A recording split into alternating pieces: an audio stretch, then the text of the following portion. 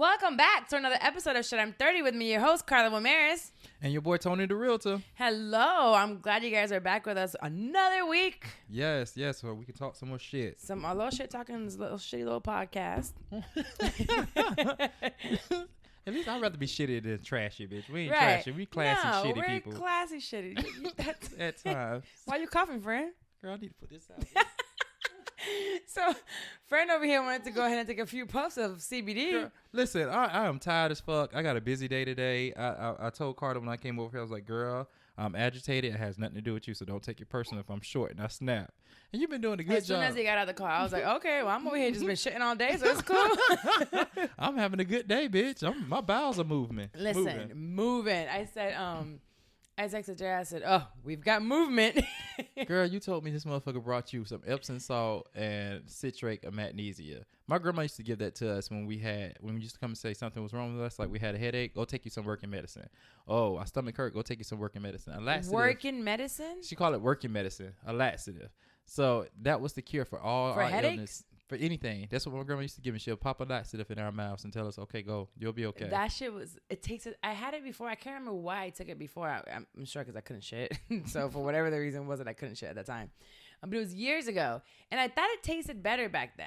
Mm-hmm. Now it tasted like straight saline solution. What flavor was it? Grape. Ugh. The grape one's supposed to taste good. Yeah, I used to get the lemon lime one or the cherry flavored one. Oh, I think I had the lemon lime last time, actually. Yeah, that really tastes like a Sprite. I like just to sip that and chill. Yuck. Mm-hmm. Oh, it was so disgusting. I don't mind a good laxative. I don't take them because, I like all my nutrients to stay in my body and I don't like to shit them out. But, yeah, a good laxative can make you feel clean on the inside and out. Well, hopefully I'll start feeling clean on the inside now. I just wasn't feeling good. Mm-hmm. So I needed to let all this shit out. But it's out now, y'all. Oh, girl. Everybody is so invested in your shit. I know. I love you guys are really worried about me. You send me all kinds of stuff. Somebody sent me something about black elderberry when I needed, I was sick. And then other different Sanoa tea or some shit like that. Senna tea. I heard of that. That shit will put you on your ass. What does it do? For real. Makes you shit. Oh. It's a laxative. It's a tea. It's like a leaf. So thank you guys for all your suggestions. Keep them coming because his ass keeps getting backed up. So I need them all. And not in a good way either. Right. I be full of shit, literally and figuratively. Go ahead. You want to get started with our shit you should know this week? So shit you should know this week. I came across an article when we were looking up some things, and Gucci has striked again. Hey. Gucci has went ahead and announced their fall line back in 2018 during Milan's Fashion Week. They debuted their Gucci Indy Turban for, guess what, guys? $800. That's how much this turban will cost you. Real cheap. So the problem with this turban is not only was it a cultural appropriation, but it was put on a lily white pale motherfucking white man with this motherfucking turban. And it had the internet in an uproar. Gucci continues to put out these stupid ass motherfucking I don't think Gucci has people at the table of these races that they're trying to represent, right? When they came out with the back lip. Yeah, with the lip thing. And then also, was it Burberry with the noose around the neck and all this other stuff during their fashion show. So you guys should have people at the table. So apparently the Sikh correlation went ahead and responded and said, the turban is not just an accessory to monetize. It's a religious article of faith that millions of Sikhs view as sacred. Many find this cultural appropriation as inappropriate since since those wearing the turban just for fashion would not appreciate its deep religious sacrifices. So I figured if they would have talked to a Sikh before or put an article or try to speak to the community about why they were putting it out or why they were selling it or try to educate at the same time as selling it is one thing. But these motherfuckers don't care. And we already know they have no one working up there of color. It's all white folks. So why don't they try to use something of their own culture, like unseasoned chicken wraps or, like extra 100 SPF suntan lotion of some sort? I don't have a problem with cultural appropriation as long as it's done right. And to put this turban on a white person, for one, was a big slap in the face. How is it done right? So cultural appropriation happens all the time. If it's done right, it's a way to introduce a culture that doesn't know anything else about that particular culture. So in this particular case, the chic, we don't know much about sheiks, right? We heard Just Hilarious when she went ahead and made fun of them and everything like that. I think she would call them Muslim. Sikh. I keep saying chic. I know, because you're a chic bad bitch. Where did that chic come from? Look, we used to have a restaurant in Jacksonville called The Chic, where they used to sell these little pita wraps and shit like that. That's cultural appropriation. I bet you that was white and there was some well, I don't know. It was in the hood. So, I don't know, but we ate the fuck out that motherfucking those pita wraps. But, yeah, you know, she was calling them Muslims and everything like that. So, this would have been a great opportunity to come in and introduce the chic culture to the rest of the world. I didn't know anything about Sikhs at all. And when I went to Dubai, I didn't realize the difference of when they were wearing different clothing. So there were Sikhs wearing the turbans, and there were other ones that were different religion. They were in the Emirates. There were all kinds of different clothings that they can differentiate themselves with, but I had no idea. I didn't know much about them until I was listening to a podcast, and Humble the Poet went on, and he is amazing. He's a chic rapper. Okay, did I say that right? Sikh rapper, excuse me. Yeah, so he's and he went ahead and just, you know, kind of educated us on the turban, the dagger that they wear around their neck, and the beard and everything. He's on the Jordan Harbinger podcast. Harbinger. You said it right the first time. Harbinger, yes. Which is an amazing podcast. You guys should listen to it. It's a white man is speaking, but he's speaking some real shit. He's extremely educated. But yeah, he went ahead and educated us on it, and it's like that. It has like really deeply rooted cultural significance to them. It's very important to them. It's like a rite of passage. So to throw it on a lily white man and sell it for $800 with no type of reference to them, it was a problem. So, you know, I was going through the comments, and one person said, well, you know, nobody gets on Beyonce for going ahead and having her hair blonde and having it bone straight and calling it appropriation. Blonde, black people.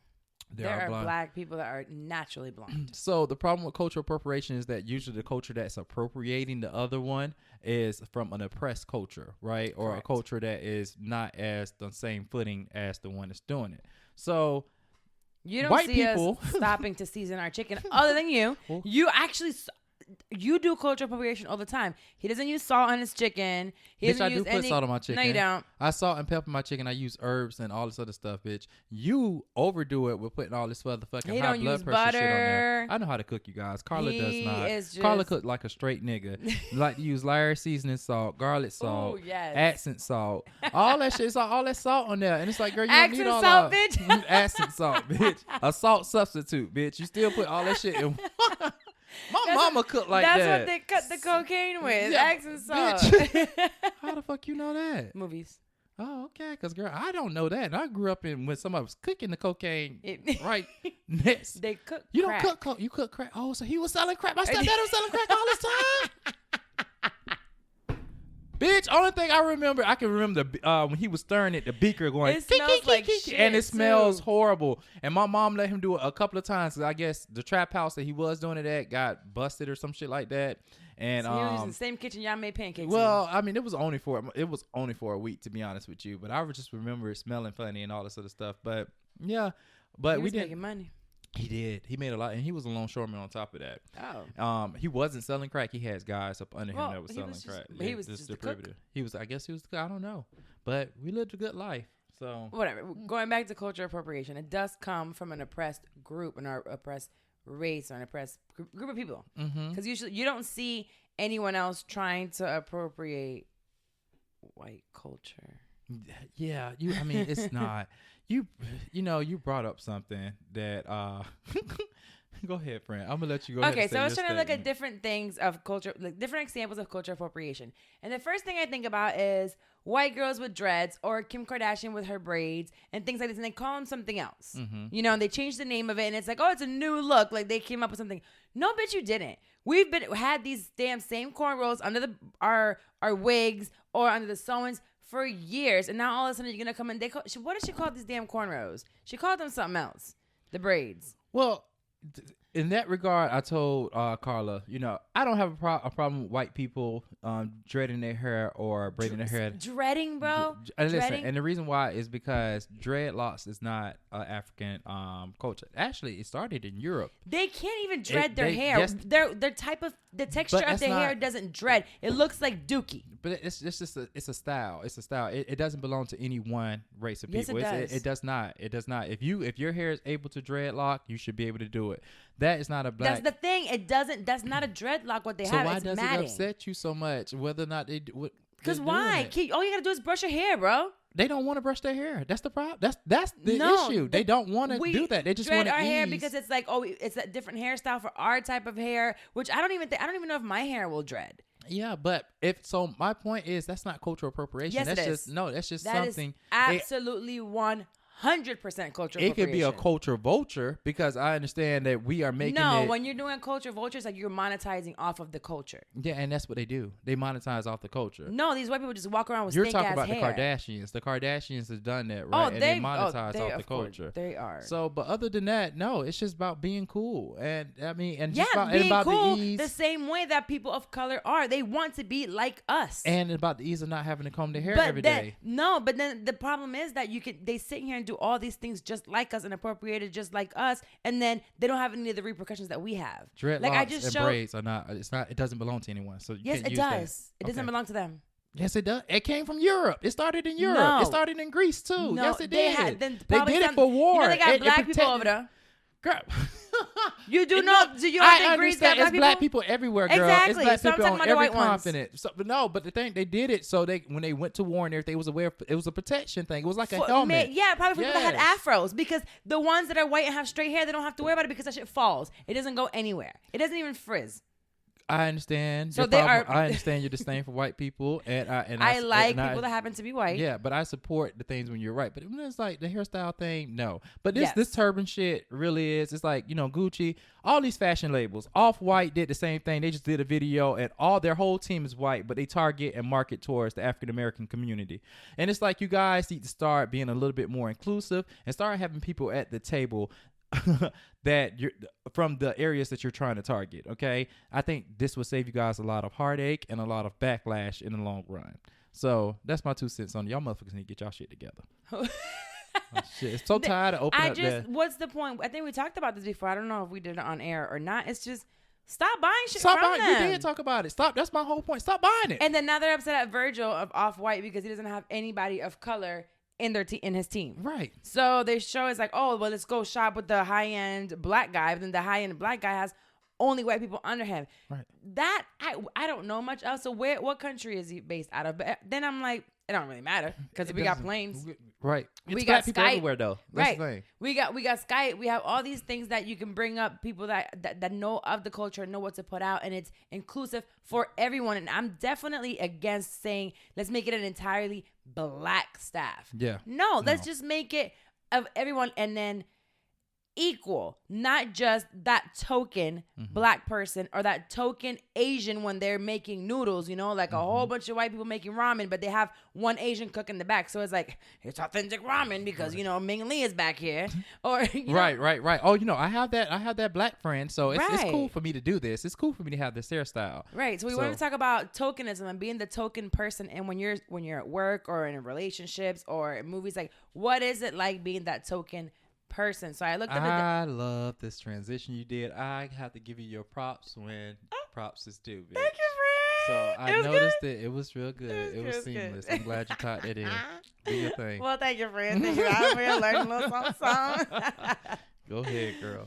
Tokenism. I didn't even know that was a word. I knew what the token person was, but I'm like, I didn't know there was an actual word for it. And it's tokenism. And tokenism is the practice of making only a prefatory, so someone that's like functional for it, or symbolic effort to be inclusive to members of minority groups, especially by recruiting a small number of people from underrepresented groups in order to give the appearance of racial or sexual equality within a workforce. So, here in the United States, you can't discriminate against race or against gender or against age or things like that. We don't have the LGBT community included in there. So you can still discriminate against. Unfortunately, it's something that people are trying to fight against anyway. But yeah. But we're definitely not there yet in 2019. But that is what the token person is. When you have the token black guy, the token gay person, the token Spanish person, the token woman in the room. And it's also, it would seem that way. But what? Ding. I'm just saying. Oh, we ding on when you hit something, bitch, ding. Bitch, go ahead. Yeah, it's all of them. So you have that person in the room, and then they now have to be a representative of their culture. And you're like, but I don't think like everybody else does. I don't represent all the Spanish people. You don't represent all the black people. You don't represent all the gay people. Like, what do you do when you're? Not everybody's a bad bitch like he is. Well, not that. My friends don't tell me I'm gay. I'm not gay enough. It's a lot of stuff I don't know about the gay community. It's just like, I only can speak from my experiences and what I come from. But yeah. And it's like we can do research on it and we can educate ourselves. But that doesn't mean that just because you look like that group of people that you know everything that has gone through with them and everybody. We all think differently. So I wanted to ask you, have you been that token person before in a place? I bet I've been that token person before. I'm so tired. I'm actually so tired. I've been the token black person. I've been the token gay person. I've been the token boy. Because, all my friends are good females. Right. So, I've been a token male. But listen, it's uncomfortable. It's uncomfortable for a lot of different reasons. For one, you do carry the weight of the group that you are carrying, because that's how people judge you and that's how they see your culture, right? Is through you. All the experiences they get through you is how they are now going to identify with gay people. When I have questions about gay shit, I'm asking you. Yeah, you're going to ask me. Yeah. But you start to think, like, for example, we had a mutual friend and you thought gay people were X, Y, Z because of his experiences, but he had his own fucking hang-ups about being gay and all this other stuff that kind of shined through, which made you think that's how gay people are, and that's so it's a lot of weight on your shoulders for that. And then too, it's like to walk in a room and there's no one else like you that you can sit here and relate with. You're constantly on the outs. Like, I remember being in corporate America, and it's like an entirely white office, and then you see like that black girl or Spanish, somebody of color, you gravitate towards them, and they don't understand why. It's like, why do the two people of color always hang out together? Because someone that looks like me, that understands me, that when I speak about something, they know where I'm coming from. When I'm talking to y'all, every time I reference something, I have to give you a whole full background. I can't just flow with the conversation because as I'm talking, you're like, well, wait, what is that? Or what do you mean? Like or why do you feel that way? Oh, but yeah, Fred, you're right though, and it's like you constantly have to explain, and then you're constantly reminded that you are that token person all the time by them, and just by your environment, you are reminded every single time. You're constantly aware, and you just it makes an unease. I think I've said this on here before. I remember when I had those during the summertime, I was trying to get my hair back and I had those full dreads in. And my manager at the time asked me to come in the office. And I went in. I'm pretty sure I said the story before. She's like, close the door behind me. And I'm like, oh, fuck, I didn't finish something. Like, I knew I was going to get fired that day. Because I don't know how they didn't fire me before. But because I was never there. I would take 2-hour lunches and come back whenever and be on my phone the whole time. I remember seeing your snaps before you quit, bitch. Bitch, you skip day, bitch, you out there drinking and all this other shit. Yes, like, I went when is skip day again? Am I going to be gone for it? I never know because I don't work at a job. So I never know when skip day is. I just know when y'all snap. All them bitches I was with don't have a job. It was only me and the white girl. During skip day, I took the one white girl that was next to me. Nikki, shout out to her. I don't know if she listens. But I saw her and I was like, well, I'm going to have to use somebody's white privilege. So I invited her to come with me because we were going to get in trouble. We were going to get in trouble together. And I'm going to see, we're going to get the same punishment, bitch. Then I go play with you're going to be the token. Now bring your ass on. You're going to be my token. The she was my token white girl there. Right. So going back to your boss. Right. So she closes the door and I'm like, what's up? And she goes, can I touch your hair? Oh, bitch. I said, what? And she did it in private, bitch, because she knew she was fucked up. She knew she was wrong for asking that. Why would you ask that? That like, curiosity couldn't stop. No, and it's already been like a week. So I know she was probably thinking about it every day, every time she passed by my fucking cubicle. And she's probably like, damn, I want to touch her hair so bad. But she finally asked me, and I'm like, it's just faux dread. She's like, I've never seen anything like that or like touched anything like that. And I'm like, girl, just touch it. Like, it's not that big of a deal. Mm-hmm. But then I was like, don't ask that to anybody else. I was like, don't do that again. Yeah, nobody wants your nasty ass hands to touch Right. their hair. And I guess It's she's like, from Oregon, and she was nice. And like, from the way she, really white. oh, really, really, really white. She's like, I really have never seen it. And I'm like, well, that's fucking crazy. Mm-hmm. You really don't have no white people over there. I mean, people of color over there. But yeah, that happened to me at work. It's like, let me touch your hair. And when I came back with the curls, like, well, how does it curl up? I don't know. Put some gel in it and it curls up. They just did not watch TV. Like, they're in Oregon. They weren't in like some other country in like Australia or something. You know, white people have always been a curious race, and they just want. They're not curious enough though to go out there and explore. You know, they're not curious enough to know when it comes to bad things that other people go through. They want to know about the good shit that we celebrate, but they don't want to know about the hardship and all this other stuff that we actually go through. Oh no, I don't want to see that. Oh, they watch Fox News so they don't see black issues and black and black people getting shot and killed, because they ain't gonna play that shit on Fox News. They gonna spin it to a thug got killed at a corner store. Of course, yeah. Thugs So must get killed. that's how some protect themselves. But shout out to the white people that are actually woke. Right. You other motherfuckers need to go back to sleep and get it together. Right. Being Spanish too. When I walk in, and it's like, do you know how to cook this? What? Yeah. Every time rice and beans. Did I ask you about pernil yet? Pernil. Bitch, I get excited thinking about that pig. Pernil is so fucking good. We cook that shit like year round. But bitch, during the holidays, that's all you gonna eat. Yeah, bitch, I'm that fucking pork.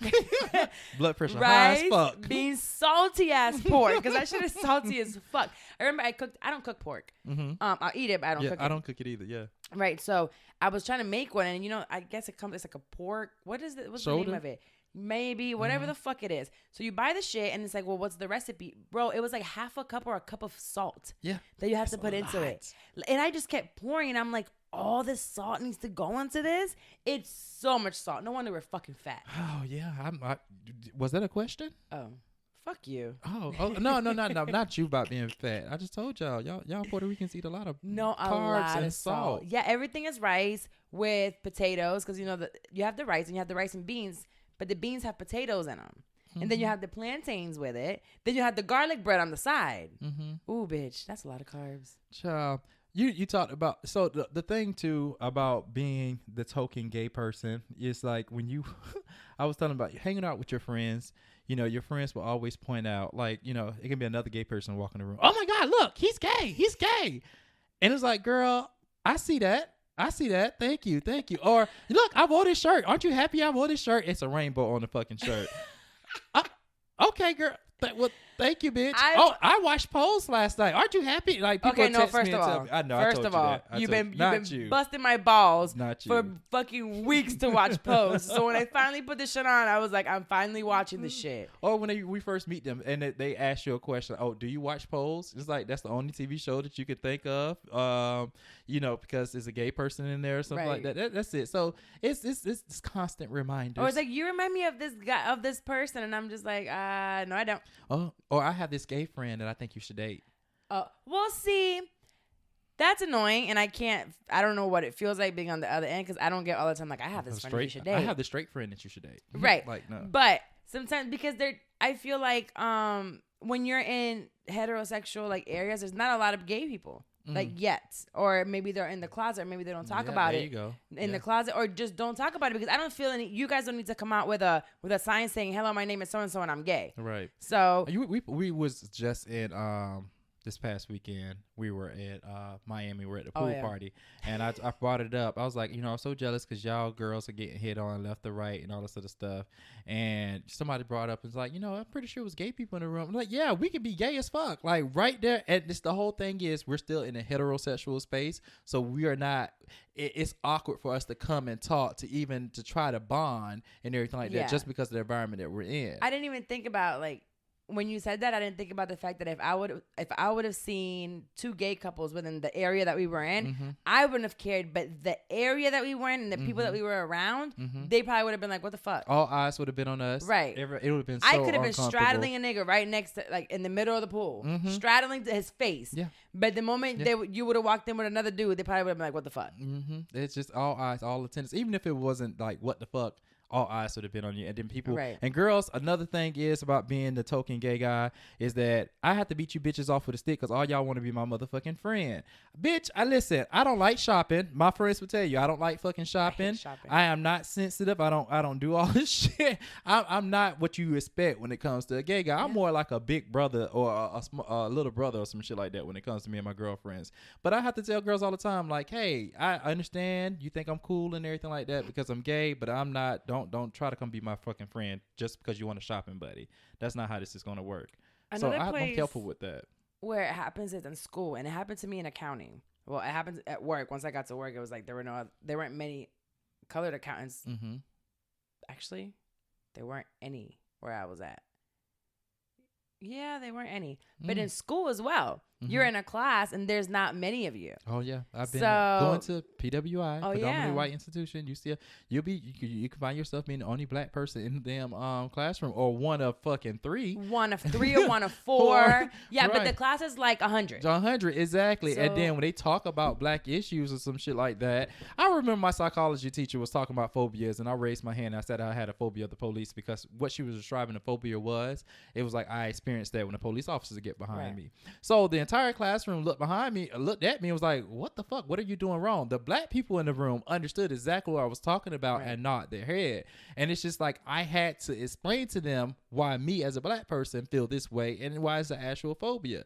So it's just like, you always, like I said, you're always out, and you have to work extra to explain to them your culture. And then anybody that's out there, that if you're the token whatever, especially the token of your culture in a certain place, you're a token Spanish person, black environment sometimes. Yeah, so they expect me to be like the urban dictionary for them. Mm-hmm. So when I come in, they're like, oh, well, you know the Spanish and you know of the black race and you know of the urban culture. So it's like, tell me a cuss word. Like say a cuss word in Spanish. So that's what they say. That's what they come to you. I thought you wanted me. I'm like, what? No, I would not tell you that, bitch. Right. What? But that's what niggas do though. They say a cuss word and teach me some cuss words in Spanish. Even when you young, that's what they come. You Spanish. You go to a black school. Say something in Spanish. Say something. I just be like, what the fuck? No, but you should not have to be the spokesperson for your culture. Mm-hmm. I am not the spokesperson, like I said, for the Spanish culture. You're not the spokesperson for the black culture.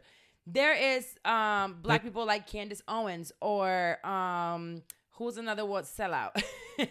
What's Candace Owens has been coming up on my radar a lot. I need to Google that bitch and figure Candace Owens is a fucking mess, bitch. No, you have to watch her videos. The girl is. I'm just for a picture or something like that to see what she looks like. A whole black girl. With a perm and everything. She's pressing the shit out her hair. Ooh, I came across this bitch. Yeah. Okay. Read her about her. So actually, don't even read on her. That'll be giving her more light than she needs. So you're talking about cultural ambassadors. That's the difference between being a cultural ambassador and being a token, right? A cultural ambassador is somebody that actually is coming up to speak up for that culture. You have someone that can come up and speak up for the Muslim culture, and their job is to educate in areas where their culture may not be spoken up for. So they're here to educate. Well, as you being a cultural ambassador, it's your opinion and your experiences that you're teaching them. So whenever I was very aware when I was around people to let them know, don't say that and because of this. Yes. Or, this offends because of this. And I wanted to educate them at the same time. Because if you're doing it in front of me and I can legitimately see that you are naive about it or completely ignorant of it, let me teach you. And then let me show you something. And you pick and choose what environments you be a culture environment. Like on this pod, I might be a culture ambassador on some episodes and educate people about gay issues or gay rights that people don't know, that you guys might not know about. Right. And other environments, it's just like, hey, bitch, I'm just somebody that happen to be gay. Don't come, just let me lay my hair back and just chill. Don't come to me with no shit and expect me to be on top. I found this letter as an open letter from a brown girl to her job. She was about done with the shits at her office. So I'm going to read to you guys the letter that she wrote. And it says, an open letter to white people in need of a token brown person. She said everything straight to the point, and I can feel where she was coming from. And if you work right now at a 9 to 5, you'll understand exactly where she came from. So it says, dear white friends, colleagues, and acquaintances, I'm currently on vacation from being your token brown person. Until further notice, I will no longer serve as a member of your organization or group, simply so I will appear to be more diverse than it really is. Remember that one time you said, but we really need your point of view. I will no longer pretend to represent the point of view of all brown people because brown people do not share the same point of view. Shocking. I know. When a race-related news item goes viral, I will no longer be available to dry your tears over these quote-unquote scary times, nor will I counter your tired head-in-your-ass suggestion that we need to love each other more with a monologue about systematic racism. I will no longer serve as the intermediary between you and Google. You want to know what DACA stands for or who the Rohingya people are? Or what mass incarceration is? You will need to search reliable online news yourself. On that note, quit sending emails asking me how you can better understand the racism you just discovered yesterday. Contrary to popular belief, I do not possess a Rolodex filled with brown and black peoples organized by nationality, race, ethnicity, religion, and or native language that I can reference when you want to add a little color to your event. In the future, consider actually getting to know some brown or black people. And if they're not interested in having anything to do with you, remember, it's because they don't want to be the token brown or black person in your social circle. Please remove the dozen of photos you have posted of me on your social media platforms, which makes your community seem more multiracial and multi-ethnic when it's really just me, holding different cocktails at different gatherings. Thank you for your time and attention. I look forward to never hearing from you again. Regards, Anjali, your former token brown person. You know who? I love that. But you know who that reminded me of? Bitch, Issa from motherfucking Insecure. Yes. That bitch, it sounded like a letter she would write when she was talking about we got y'all. Right. That bitch, because when she was thinking to herself, she was thinking these exact words and shit like that when they would come ask her some stupid shit about black people. And it's just like, oh my God, bitch, what? Are you kidding me? But bitch, that's right on point. I didn't even think about Issa. That's exactly what I was thinking about. I was like, bitch, Issa wrote this, bitch. No, but you really do feel that way because it's like something big happens in the news. I didn't even think about that. It's like they come to you. Did you hear about this? Right. Bitch, yes, I did. Yeah. So why do you have to come to me and talk to? Why don't you and your white friends get together and talk about it and figure out what you guys don't know and why it happened and like what are you ignorant about? I would flip it on them. I was like, how do you feel about that? And put it back on them. Let's talk about your views and opinions. So I can point out, instead of me sitting here defending whatever happened or trying to explain whatever happened, let's talk about your understanding and what you don't. And then I'm gonna put you on the spot so you can go out and educate your fucking self. So you don't have to be ignorant all your life. You don't have to be naive all your life. You can not with Miss Google around here. Bro, Google is your best friend. Right. Like at the history of racism, and the history of slavery. How is racism, slavery, and mass incarceration affecting us today in 2019? Just like that. Yeah, and if your ass don't like to read, it's a lot of YouTube channels out there too that you're asking to just sit down. It's podcasts, everything. Left and right. There's so many podcasts. You go into the news and politics. Go to Van Lathan's podcast. Yes. Van Lathan, you can learn so much about politics and social issues because he has extremely bright people come on his stuff all the time and a wide range of people too. So and he brings people with opposite points of view. So he has, I can't remember his name, but it's one of them coons black guys that just always talking shit. He had a couple. He had one about gun control. He brought one about the Nation of Islam and stuff like that. And he'll let you know in the beginning, like, hey, I agree with 70% of this man is saying, 30% of this shit I don't agree with, but I'm gonna let him sit here and talk because I don't agree with him at all for his views and everything like that to be spoken and talked to. And people and those people that's on the opposing side appreciate that about his podcast because at the same time we want to be let's say I don't know so much as Fox because they really don't give a fuck, but it would be great for someone that thinks differently than we do to bring us on and say, educate us, just come on here. Let me see your point of view. Right. Okay, I can see how you got there. I don't agree with it, but I see how you got there. I can just respect it and just go to disagree. Agree to disagree. Agreeing to disagree. Yeah. I tell you all the time, you got it, bitch. No. I ain't gonna argue. Well, no, you can't tell me you got it, bitch. That shit makes me mad. I want to debate some more. See, that's what you. I tell Carla, okay, girl, you got it. No, that shit makes me so mad. You're right. I'm wrong. No, go ahead. I'll be real passive aggressive with her ass. Go ahead, that shit annoys me. That's why I do it, because this shit annoys me too. Oh, bitch, we're gonna debate. Yes. I can't wait to get on air, bitch. Ooh, I'm gonna light you. That's what she just did about this fucking white girls and dreadlocks shit. I tried to tell her. Because I can't believe you said that. That's not cultural appropriation. Yeah, it's not, friend. No. Google tells you that. So Google will not. So you want me I to Google? Googled the origins of fucking dreadlocks. Just to let you know, it does not. And we're not going to get back on this because we were doing so well. This episode was flowing so nicely. We was educating the people. The people was understanding. I just had to let my friend know, like, girl, dreadlocks does not belong to us African Americans. It's still cool. I don't care who it belongs to. It ain't for white girls. When you do it, when white people dread up their hair and they sit here and try to act black and all this other stuff, then that's why I say it's a product of being a culture vulture. That's it, and that's not cultural appropriation. Vulture. Like when a white person go out and put a motherfucking headdress on and all this other stuff and wear their shit for Halloween and act like a fucking Indian, that's cultural appropriation. You know, when we walk around in these motherfucking these Chinese like geisha.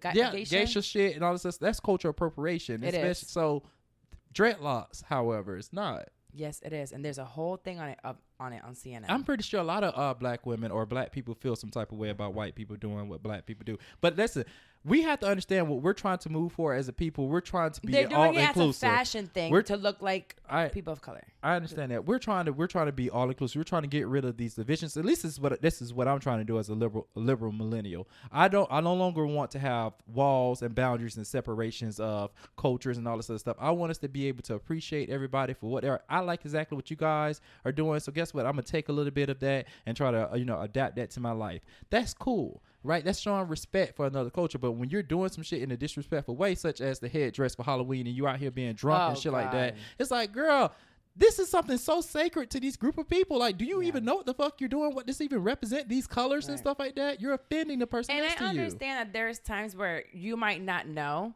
You might see it on someone else that looks like you, and you might do it. And then once you put it on, and someone says something to you, you might be like, "Oh my God, I had no idea." But that's the time when you just take a step back and say, "I'm sorry. I didn't know." Yes. That's it. That's all it takes. Just take Don't be like, well, I look better, whatever.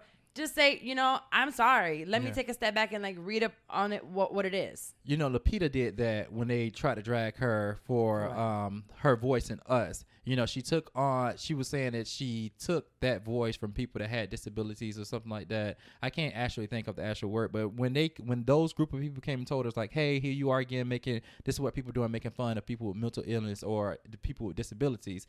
And she said, you know what? I'm sorry. I didn't mean that was not my intention to do that. Oh yeah. Us is good. Her voice was pretty cool. She was like, I just did this as inspiration to help me bring this character to life. It was no way in meaning to make fun of or to mock people with disabilities. And that was the perfect statement. That was it. That's it. Leave it at that. I'm sorry. She would have added a but.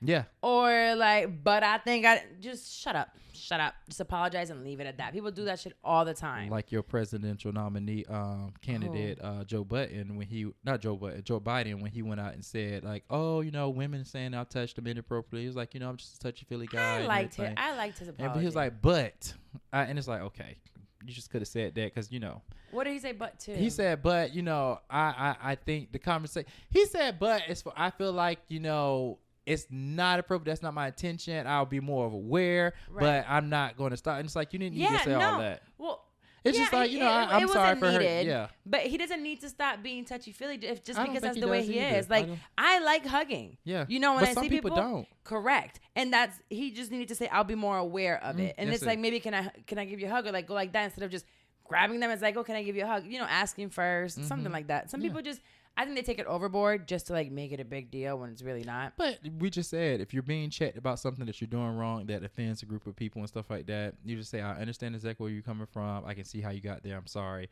and move on. Don't try to sit here and try to defend your point, because then it makes it even more like it's outlandish. Yeah, like you just don't care. It's like, oh, I get it that I offended you, but I don't care because I did it because of this. Mm-hmm. So it takes it off. Like when niggas cheat, they be like, oh, it's not your fault, but you did this. Oh, bitch, what? No, fuck that shit.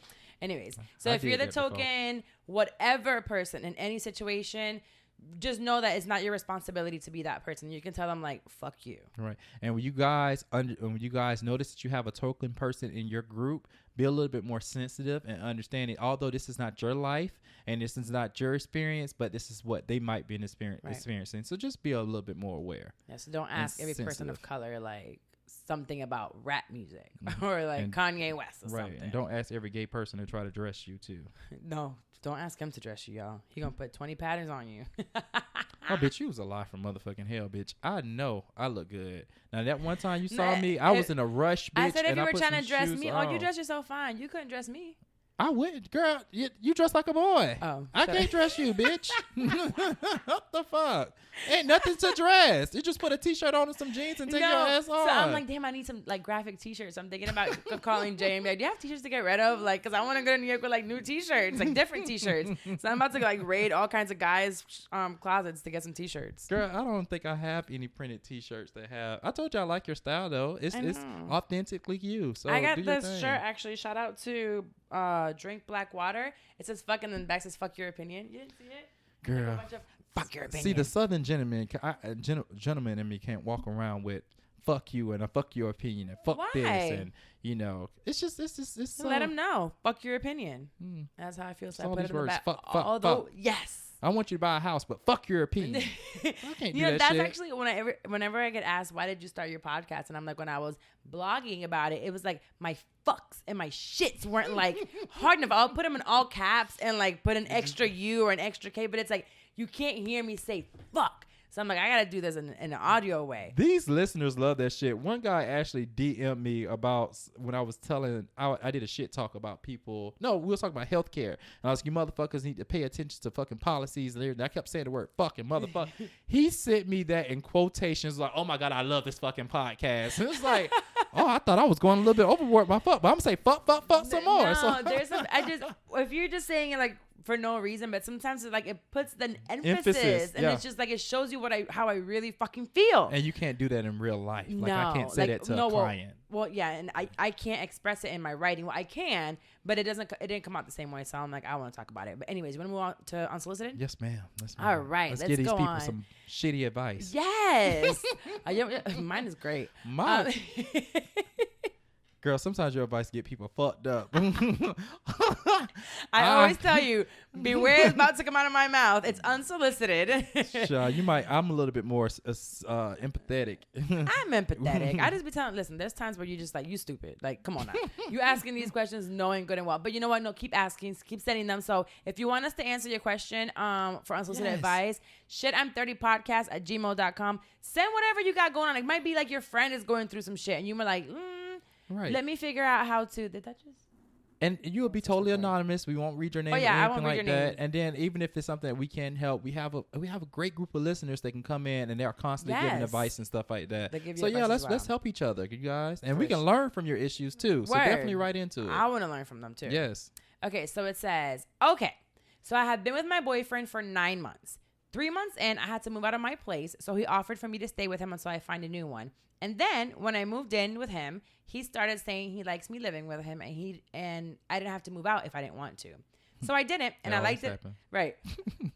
Ooh, excuse me. So I didn't move out, and I liked it at first, but now I miss having my own space, and I definitely feel like we've rushed into it. Mm-hmm. But I feel like too much time has passed now. Is it stupid to go from living together to living separately while still being in a relationship? I love him and I still want to be with him. I don't even know how to bring this conversation up with him. I feel like he will get upset and think it makes no sense to go from living together to me moving out. Thank you so much for helping. Signed, girl that needs her space. Mm-hmm. You want to go? Yeah. I don't think, just to get right to the point to your question, I don't think it's stupid or anything like that for you guys after you move in to realize, hey, this is not working like we think it is. I don't think we're ready. Let's go ahead and pull back. That shows maturity, and it shows like, okay, you value your relationship because you see that something is causing a strain on it. So you guys are going to address it. And as long as both you guys are cool with it, definitely do it. And if anything, it makes you guys fall even deeper for each other because you have that separation. You're able to miss each other. It might not even a strain or something that's going wrong. It might just be like you're not ready to live with someone. You want to be with this person. You want to keep getting to know them, but you still want your own space. That just means you're not ready to be cohabitating with someone, and that's perfectly fine. You can date without having to cohabitate with someone. Right. We do that because, and I have to let people know too, because when I start dating guys, they try to spend a lot of time at my house because my house is bigger. It's nice or whatever. And I let them know, like, hey, you still got a space over here. And they was like, oh, I can just move in with you and help you pay your rent. No, the fuck you don't. I don't need help paying my rent. I do not. I don't need to save money right now with you because I value my time and my peace more than I like saving an extra couple of $100 in my pocket. So that's why a lot of people do that. You know, for one, it's like I'm always over here, so why not just? Move in? It was really fast to move in though. At 3 months. 3 months is extreme. That's some lesbian type shit. we talked about that, and you know I love my lesbians. I hung with the motherfuckers in college, but you motherfuckers will move in after 2 weeks of meeting a bitch, and then y'all pregnant 6 months later. Pregnant, literally. And you're pregnant, and then you're married, but you're married in 5 months. You bitches, at least y'all do get married. You do get married first. Y'all do get married. Then you have the baby. And then y'all broken up in a year, and here this is this damn baby is a motherfucking single. That's your baby. You pop that baby out. That ain't got my DNA. It's your baby. Right. Or you don't let the other person come see the baby. So how this does ain't it your work baby. if, I don't know if they do it. Maybe you have like a lesbian friend that has done it, so you've heard of it. Mm-hmm. I'm with a girl, and I carry the baby, but it's her egg. Mm-hmm. So... Oh, would they? That's rich friends, bitch. Because that's a lot of you got to transfer and fertilize the egg and then put that egg into another woman in order for her. That's expensive. Oh yeah, that's some rich people shit. So that is some rich people shit. Now the broke lesbians I know are broke-ish because bitch, you know they got their shit together and all this. So lesbians, let me tell you something. Them motherfuckers are financially smart. They buy houses, bitch. They got their shit together. They ain't got as much money as gay men because these women want to have babies. Gay white man do have their shit together now. The gay black man, at least the niggas I be meeting down here, the motherfuckers, they still stay with their mama. They broke as shit. They Ubering every fucking But in New York, DC, like they got their shit going on. That's where my husband live. DC or New York or LA. I think my next niggas or Texas, bitch. One of those. Ooh, Texas might be a good one. Dallas. Yeah, bitch. I need to go. Austin? Yeah. You don't think I get me a Mexican or a cowboy or some shit like that? Oh my God. So racist. Bitch, you know I love Mexicans. Now, I always stand up for motherfucking Mexicans. Look at him coming for y'all saying y'all only live in fucking Dallas and Austin, y'all Texas. motherfuckers live all up and down that motherfucking border, bitch. California, bitch. Oh, yeah. Fool. There's so many. Oh, my God. There's a lot in fucking the Midwest and Indianapolis. But, yeah, child. But... I say do it now. I think you moved in way too soon. You have still probably time to learn about yourself and living on your own. And if you had to leave your place for whatever reason, I don't know if it was you got evicted or you didn't pay. I'm not going to say it was a negative way, but for whatever reason you had to leave, go back to getting your own space because you wouldn't have moved in with him if that didn't happen, which means that conversation of living together never happened and that transition never took place. So go back to being on your own. I did it when I was with my ex. We were staying together for about 9 months. And then he went and got his own place. And it's like, it was like that ever since 6 years. We never stayed together. Although he was here all the time. Right. And yes, you can have a drawer or two for him at your house to stay the night and his toothbrush and all this stuff because you are in a relationship. But that does not mean you can still retreat to your space while he goes to his. Right. You know, and I did it too. I was in a relationship. After 2 years of living together, I decided to move out. We were broken up. I moved down the street. I really did, bitch. I moved a couple of subdivisions over.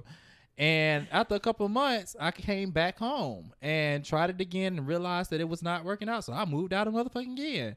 And then I ended up moving right back in, bitch. After he left, but and that's fine. And that's you can move out, move in, move out as many times as you want, and as many times as you fit seem. Don't go by because he's gonna get upset or he's gonna hurt his feelings. His feelings gonna be just fine. Just come back over the next birthday, move your shit out, it's like a little lick, a little bit, and you'll be just fine. Do it before you put your ass out, though. You ain't got no place to go, bitch. That's if your ass ain't on that motherfucking lease, bitch. You better be having this conversation before it gets too motherfucking far, and then your ass you have to be sleeping on your friend's couch. At least, hey, honey, I see you. We have a little tension. I think we might. I don't think it's tension. I think she just wants space. Yeah, you want to talk about that before your ass end up homeless. Have conversations such as this, and have already go shopping for some of the stuff. Because if you do get upset, you know him better than we do. So you might go ahead and talk about I think I want to move out. He's gonna be like, pick your shit up now, bitch, and leave. So have a couple options open and make sure you have your security deposit and first and last month ready. So don't come and bring this up. Have a bank account that he don't know about where that's money that you saving while you splitting the bills. They've been together 9 months. I hope to God he don't got nothing with the money. Right. Like y'all's money should not be together. Oh, it shouldn't be together. But you saving money because you splitting bills and shit like that. But that extra money that you are saving, you should be putting in another account that nobody know about. And bitch, that'll be your safety net. All women, men, period, always have a fucking safety net. My mama always taught me that. Always have an out, bitch. Don't never let nobody catch you with your ass out in the wind. Like, I've known of people that will go on a vacation with somebody and they take them out of town and they get into fights and then you're stuck. You're stranded, bitch. Not me, if bitch. You're stranded, bitch, you can't even come home. Not me, bitch. You're in another city, another state, another country, and you can't get a one-way back home. Bitch, in Aspen, bitch, it was like that. I said, girl, listen, I constantly think of ways just in case a bitch act kind of stupid. I need to make sure I'm able to get to my shit. Bitch, when we was in Miami, I was like, when we went out to the Monarch, I was like, okay, bitch, make sure you're able to get back to your motherfucking car. We went to where? Shit. When we went to the pool party. And I was like, just in case somebody act kind of stupid, bitch, make sure you have your keys. You can leave this shit. You ain't leaving nothing valuable in this motherfucking house, so you can leave this shit. You get this shit later. But you had your keys with you? I had my keys with me, bitch. I be ready. I always have an escape plan in any situation. That's the thing I think of. Keys. I didn't have shit. Girl, listen. I've seen so many different scenarios. I don't put people out in the middle on a fucking street, bitch, and then give a fuck. At your car? Yes, girl. Back when I was young, bitch. I've gotten out the car in the middle and then called the Uber. I did that recently. Got the fuck out the car in the middle of the road, raining and shit, and I Uber pick me up in the middle of Cimarron, bitch. Girl, I'll try. Now, if you tell you want to get the fuck out my car, you ask me twice, I'll pull over. I ask you one more time, are you sure? Yes, and I'll go about my motherfucking business. I'll jump out that car while I was moving. Yeah, but bitch, if I tell you I'm gonna get out your car and you don't stop, I'm gonna jump out the fucking car. Okay, that's you. I feel stranded, but bitch. I won't even do that. I won't even keep going. I will pull over. And I'll let you out. And I'll drive back around the corner just if I love you, child. I'll drive. Are you sure? Okay, bitch. Now, don't say I didn't try. And then I get a phone call a couple hours later. You let me motherfucking walk. You didn't even try to come back. You don't love me. I asked you 3 times, bitch. I asked you 3 times. What the fuck? Nah, if I say I'm going to get asked because you don't got to ask me 3 times, I would have gotten out. We are going to go to our next segment. Shit time!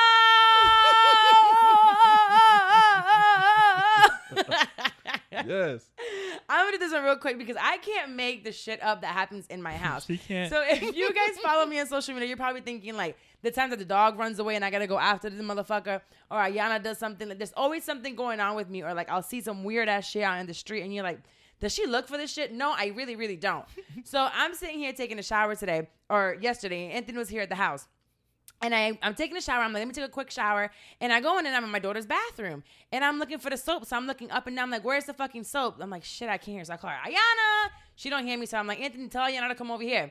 So I'm like, what your dirty ass been showering with and bathing with? Because ain't no soap in here. Oh, well, I used some shampoo. Bitch, I motherfucking what? holla, bitch. I screamed the bloody murder scream when I heard that I could shit. think of was, I'm so glad Anthony was here because I don't make this shit up. Shampoo? She's like, well, it's technically like soap. No, motherfucker, it isn't. How you washing? You put shampoo in your ass? You put shampoo in your cootie? Like, soapy booty, bitch. What? The back of your ears, like your feet. What? So you wash your face with shampoo, bitch? Keep in mind, in your eyes? I have like an 8-pack from Costco, if not more, of soap that I just got. Yeah. I make sure I keep soap because, she be stank after school. This is for all these parents, and especially if you have a middle school kid, probably elementary, any type of motherfucking kid. They're out there with them dirty foot kids, and they stink. Like, they come from school smell stank. like outside, bitch. Yeah, that's another thing, that outside smell, because she can just go out for a little bit and come back, and I'm like, why do you smell like that? It's disgusting. So I make sure I got soap, so she, girl, you gotta look good, it smell good. Shampoo, fucking cootie cat, bro. I can't believe this shit. So, Carla was so mad. Carla was so mad, and Carla was so embarrassed because it's like your child is a representation of you. Was like, bitch, I taught you better than this, girl. What the fuck? And all she does is like open the drawer and pulls out a bar of soap. Like, why didn't you do that for yourself? And she was so proud, and she justified it too. It's shampoo. What the? Like, what do you mean? If it washes hair, it can wash my ass too. Like, no, man.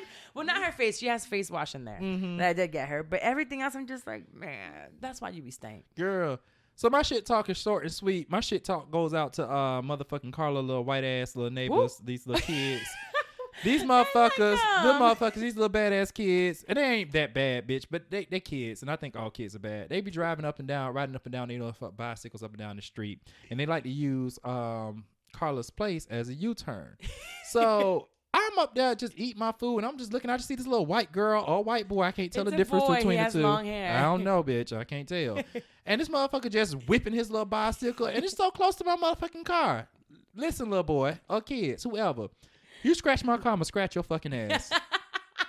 And I'm scratching mama ass too, bitch. And then I'm gonna scratch that pocketbook because I'm gonna sue the shit out y'all fuck ass. Don't stay the fuck away from my car. Oh my gosh, that boy's been living here since his mama was pregnant.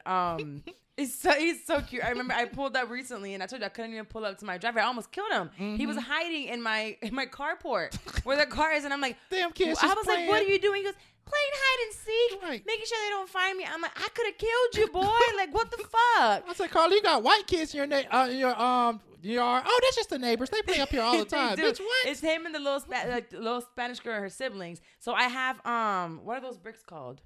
What bricks? The bricks that I have on the front of my house. Pavers. So I have like a pavers, like a little plaza thing, whatever it's called. So I have pavers. So they use, since I live in a cul-de-sac, they use that as like another street to go in and out. So my car's always in, so my car's not in the driveway. Bitch, right. Then my car's right there. And I'm just like, she's so close, just zoom, zoom. And I'm like, bitch, if she scratched my car. It's a boy. I don't give a fuck. I'm going to drag that bitch by that ponytail. I'm telling you. I'm like, boy, I'm going to fuck you up. And I don't want to go out there because I know I'm a little harsh. And I'm like, hey, boy, get your ass. Scared. Yeah, he's going to be so scared. So I just tried. I let women and stuff like that handle when it comes to kids. Just like the motherfucking kids in my building. They like to press every motherfucking button on the elevator. No, bitch. So I'm sitting there waiting on the elevator with fucking like groceries and shit, bitch, about to break my fucking fingers because, you know, I get all of them at once. And this shit is stopping on every floor and the kids get out laughing. And I cuss their ass out. I said, y'all motherfuckers need to stop playing this motherfucking in this fucking elevator. Got me out here holding this damn shit. And my older neighbor was right next to me. He was all scared his damn self. I was like, oh shit, I think I went a little bit overboard. I love too much. Oh, these are just kids. I won't come out. My motherfucking car my tires gonna be flat and all this other shit. No, but them kids just, some people kids be so bad. I hate bad kids. I fucking hate bad kids. Bitch. It's just like my grandma ain't play that shit. You see, kids are a representation of their parents. They are. So it's like when Ayana does some fucked up shit, I'm like, you're representing me, motherfucker. Yeah. Like, what the fuck are you doing? Yeah. Like, I give her that look, or I gotta give her a whooping, and you know, we're in that stage right now where I feel like I gotta whoop her ass every day. Like, it's just like, oh my god. My mama used to be so embarrassed, bitch. If she ever got word that we out there doing some shit, cussing, or somebody running, oh, Tony cussing, or Tony doing this, bitch, my mama will come out with that motherfucking belt and beat our ass in front of every motherfucking body, just to prove to people I don't raise my kids to be this way. Ayana went to church. Did I tell you about this? My friend Samantha picked her up to go to church, youth group, and she was saying, damn. And one of the girls says like, oh, that's a bad word. And she goes, I say it in front of my mom all the time. Samantha turned around, she goes, stop lying, girl. You know your mama would have whooped your ass if you out here talking like that in front of her. And then she didn't think Samantha heard, and she was like, I mean, well, I've said it before. No, I keep telling, she know better. Yeah, I trying to pull it, but she 13. She at the age where she pulls shit with Carla now, and I'm starting to see it. She's starting to get booked now. Bro. And I be sitting back like, ooh, and Carlos like, I can't wait for the day this bitch jump up. I'm waiting for just that one like pull up like that. Right. Ooh, I'm gonna fuck her up. So you're like a grown woman. Oh yeah. By the way, if you're ever disciplining your child and you're going off on them, don't you ever have Anthony around. Real quick, shit talk for this motherfucker right here. I'm disciplining Ayana because she done ate too much, some shit she wasn't supposed to eat. So I'm like, you gonna work out now. So I tell her, go walk a mile with the dog and come back. So this little motherfucker goes and walks over to a field and sits there for the next 20 minutes, thinking she comes back, no sweat on her. Right. Keep in mind, it's 90 degrees outside. She's wearing a sweatshirt. Yeah. So she's got no sweat in her.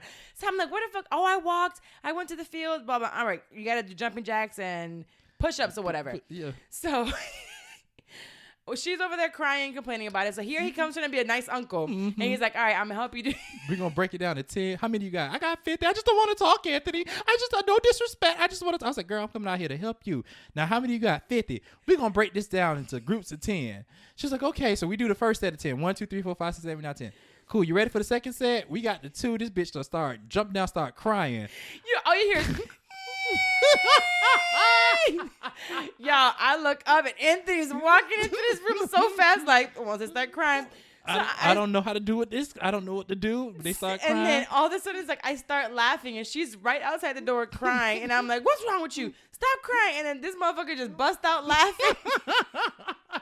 Because it was so extra. It was so drama filled. I'm like, I don't know how. And you holding your laugh too, bitch. I was trying. But bitch, I know how to hold it in. Your ass bust out laughing. I said, bitch, she putting on a show and I am thoroughly entertained by this girl. Oh my God. Anyway, so make sure your kids bathe with soap. And make sure your badass little kids don't scratch out Tony Clark because he really is going to scratch him. I really am, girl. I really am. I'm from the old school, bitch. I know. So again, if you want us to read your letters, go ahead and send them to shutdown30podcast@gmail.com. Anthony's still selling houses. Yes, I am. Yes, I am. I got a busy day today, child. I was coming in. I'm so upset.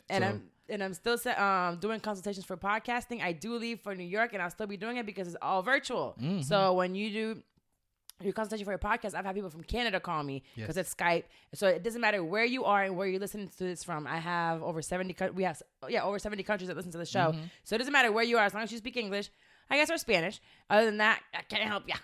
But those two I can help you with. You can call me from wherever you are. I have my times in the schedule. Go to carlaramirez.com and you can schedule it there. And you guys follow me on Instagram at Tony_the_realtor. I just dropped a gem drop this week, summertime, and I did 4 tips on selling your home for top dollar.